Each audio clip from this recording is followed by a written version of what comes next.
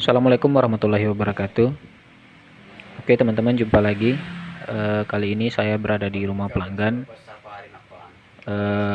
Televisi LG ini teman-teman ya, LED LG 42 inci dengan kerusakan seperti ini. Lampu indikator berkedip-kedip. Dan untuk backlight ini sempat menyala, kemudian mati lagi. Nah seperti itu terus menerus ya. Coba saya ulang dulu. Saya cabut dulu, kemudian kita colokkan kembali.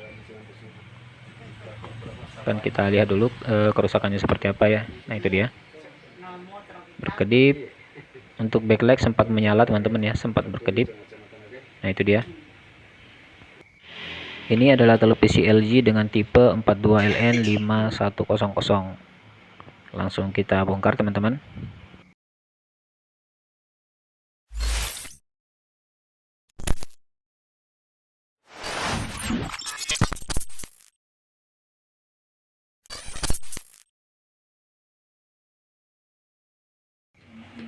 Oke, TV sudah saya bongkar teman-teman.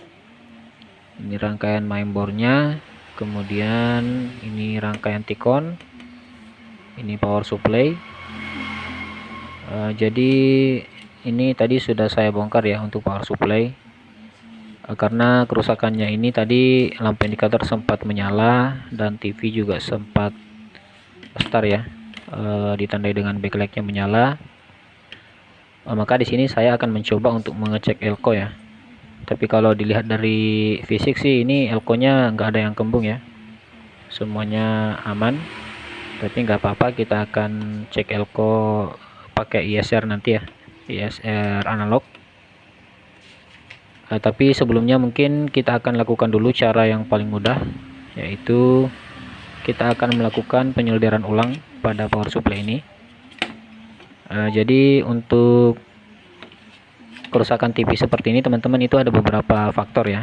Bisa saja dia elko-nya bermasalah, bisa juga ada yang retak di bagian power supply, bisa juga dia bermasalah di data EEPROM ya yang ada di mainboard sini, IC memory yang ada di mainboard. Bisa juga IC chipsetnya bermasalah atau IC MICOM-nya. Tapi sebelum kita cek lebih lanjut, kita lakukan dulu hal yang paling mudah ya, yaitu kita solder ulang dulu ya. Kita solder ulang semua di area power supply. Oke, kita akan melakukan penyelderan ulang ya di area power supply. Biasanya kalau untuk TV LED itu yang paling sering mengalami solderan retak itu di area power supply ya. Karena kalau untuk mainboardnya sangat jarang ya, karena kalau untuk mainboard itu biasanya dipakai yang 2 jalur, jadi sangat jarang mengalami solderan retak. Kalau yang power supply seperti ini teman-teman, yang terpisah antara power supply dan mainboard itu paling sering mengalami keretakan di area solderan. Jadi kalau misalnya teman-teman menjumpai dengan kerusakan televisi yang tidak bisa start ataupun mati total, itu teman-teman lakukan dulu hal yang paling mudah ya. Jangan langsung memvonis sana sini, apalagi sampai mau mengganti IC, ngeflash IC ya, jangan dulu ya. Kita harus melakukan pekerjaan yang paling mudah dulu, yaitu kita solder ulang dulu. Karena untuk alat elektronik itu kita nggak tahu ya, kita nggak pernah tahu letak kerusakannya di mana. Maka untuk itu kalau misalnya teman-teman jumpai alat elektronik yang rusak di bagian tegangan, entah itu dia nggak mau start, nggak mau nyala, mati total, maka teman-teman fokus dulu ke area tegangan atau power supply. Oke, ini kita solder dulu ya, kita solder ulang dulu semua. Nanti setelah kita solder ulang, kita akan tes juga untuk elko-nya ya. Kita tes elko-nya teman-teman, dan kita tes elko menggunakan ISR meter analog ya. Kita nggak usah lepas elko-nya, kita tes saja menggunakan ISR meter analog. tes langsung di papan PCB-nya.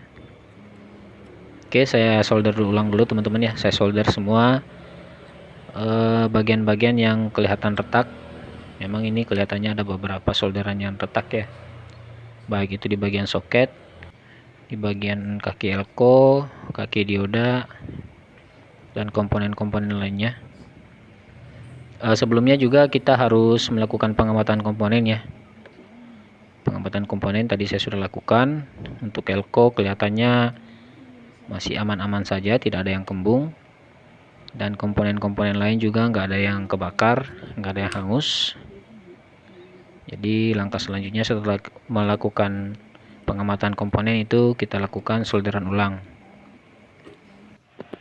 Oke, setelah kita lakukan penyolderan ulang di area power supply, sekarang kita akan lakukan pengetesan dulu ya teman-teman. Sebelum kita melangkah ke proses selanjutnya, kita tes dulu apakah TV ini sudah normal. Oke, indikator berkedip. Kita lihat untuk backlight menyala. Kita tunggu dulu apakah indikator berkedip lagi. Oke, sudah tidak berkedip teman-teman ya indikatornya, dan backlight tetap menyala. Coba saya tekan tombol di sini. Kita lihat, oke, indikator merespon. Artinya TV ini sudah start ya teman-teman. Kita coba lihat tampilan. Oke, alhamdulillah ya, sudah ada raster. Artinya TV ini sudah normal. Tapi kalau misalnya teman-teman melakukan solder ulang tapi masih sama penyakitnya, nah berarti itu ada kerusakan di bagian yang lain ya. Jadi di sini saya akan jelaskan sedikit mungkin bagi teman-teman yang mengalami kerusakan seperti yang saya alami ini, kasus yang saya tangani ini, indikator berkedip dan TV restart itu penyebabnya ada beberapa macam ya, beberapa kemungkinan. Yang pertama, bisa saja itu bermasalah di area tegangan ya. Bisa saja ada yang retak di bagian power supply, bisa juga tegangannya drop. Kalau misalnya tegangan drop itu teman-teman tinggal cek untuk elko. Kemudian bisa juga ada yang short di area sekunder, terutama untuk backlight ya. Jadi teman-teman bisa lepas dulu kabel backlight. Kalau misalnya teman-teman cek solderan oke, kemudian elko-nya juga oke, nggak ada yang kembung, nggak ada yang kering, maka langkah selanjutnya teman-teman bisa coba lepas untuk kabel backlight. Kemudian teman-teman tes lagi apakah TV-nya start atau tidak. Selanjutnya bisa saja masalahnya ada di mainboard ya.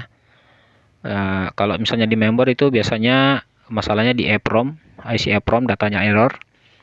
Teman-teman tinggal flash saja, kita flash untuk IC EEPROM-nya, dan kemungkinan selanjutnya itu bisa saja TV-nya bermasalah di IC chipsetnya.